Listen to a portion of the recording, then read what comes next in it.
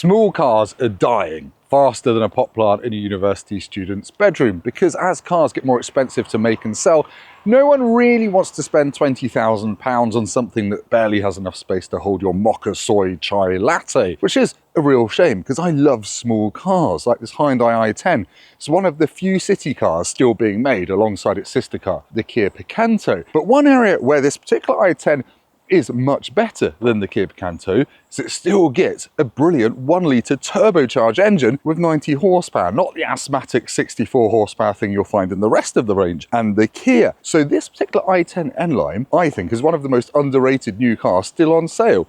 This particular used one is even cheaper than a new one. What's not to like? Let's go to some voiceover where I'll tell you exactly why you should like it. And then we'll do the rest of the video where I'll probably also say some quite nice things and some bad things about it.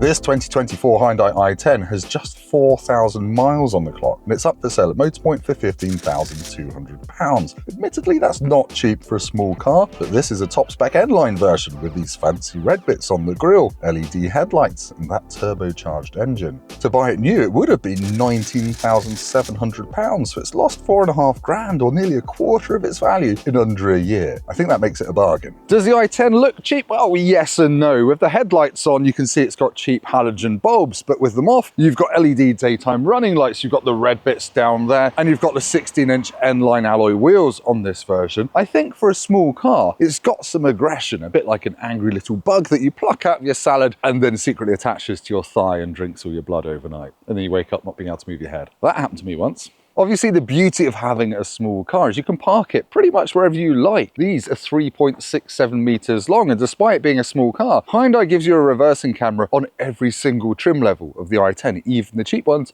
get a reversing camera. And it's really light as well. It basically weighs just over a ton, which is good for fuel economy and also a bit of fun when you hit the open roads. You get tons of kit inside the i10 as standard. Even entry-level ones get a digital dashboard, this 8-inch infotainment screen, which has CarPlay and Android Auto, although you have to plug into one of these USBs to use it, and all of them get cruise control as well. Now this N-Line model, being at the top of the range, gets a wireless charger, a heated steering wheel and heated seats as well. So it's got all the kit and caboodle you could ever really need. And on the downside, it's still got loads of hard, scratchy, shiny black plastic everywhere because it's a cheap car. In the big scheme of things, there's no center armrest either. You've only got a 5-speed gearbox, so it does rev a bit on the motorways, but you've got cup holders, you've got storage down here, got okay sized door bins. They are not felt lined, so stuff will rattle around. And you've got quite a big glove box as well, with a little shelf up here for putting stuff. And there's some red flashes and stitching in this N-Line model. We've got red bits around the air vents. It's got something about it. It isn't super depressing in here, which I quite like.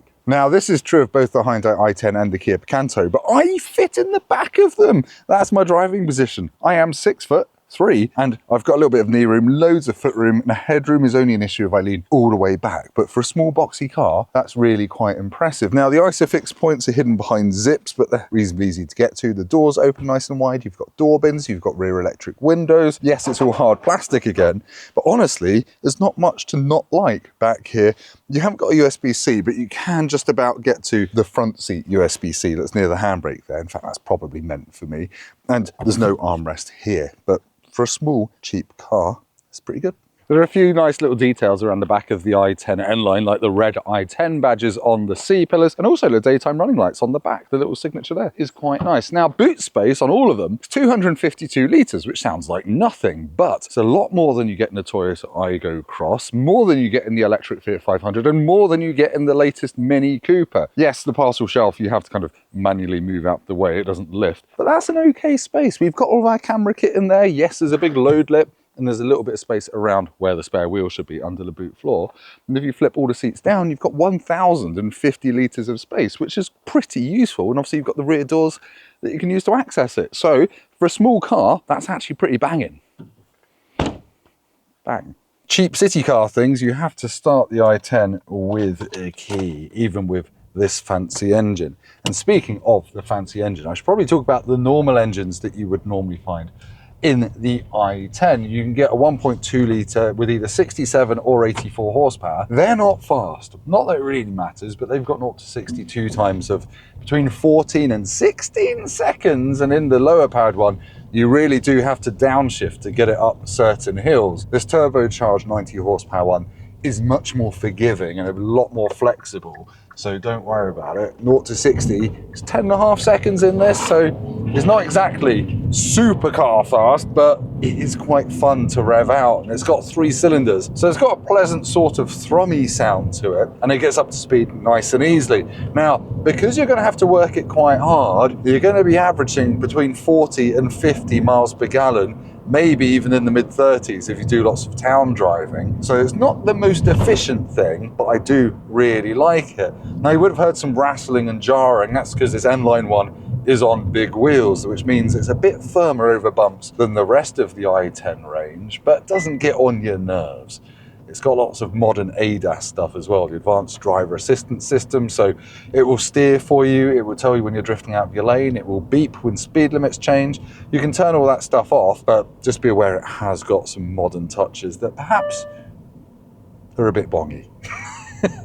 Now, if you're going to take this on longer drives, it's fine on the motorway. It's nice and refined for a small car. Yes, you get a bit of wind and tyre noise, and because it's light, you feel the wind blowing it about if there's crosswind, but it's okay. My only real wish is that it had 6 gears, so you could drop the revs down a bit when you're cruising. But i10, really nice to drive.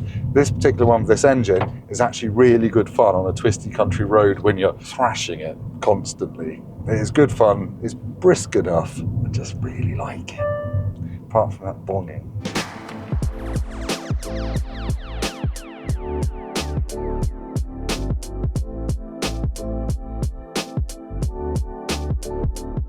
Look, I'll be honest, filming this Hyundai i10 N-Line today has made me almost a little bit sad because that 90 horsepower engine and that burbling exhaust note, which surprised me. It's a really fun car to drive. It reminds me of the old warm hatches that we used to have, like the Twingo Renault Sport and things like that. But hey, go and buy one of these if you're in the market for a small car. So they keep making them for a few more years. You've got rear seat space, you've got boot space, you've got all the tech you really need and more stuff that you probably don't expect in a small car like this. You'll just have to accept it is a little bit plasticky and actually not that fuel efficient when you're ragging it the whole time. But anyway, great small car. As I said, please go and buy one. Anyway, if you've liked this video, please hit like on it. Subscribe to the Motorpoint YouTube channel. Go down to the comments and tell us which small car is your favourite, and why is it the mid-1990s Fiat Cinquecento, the Michael Schumacher edition? It was quite cool.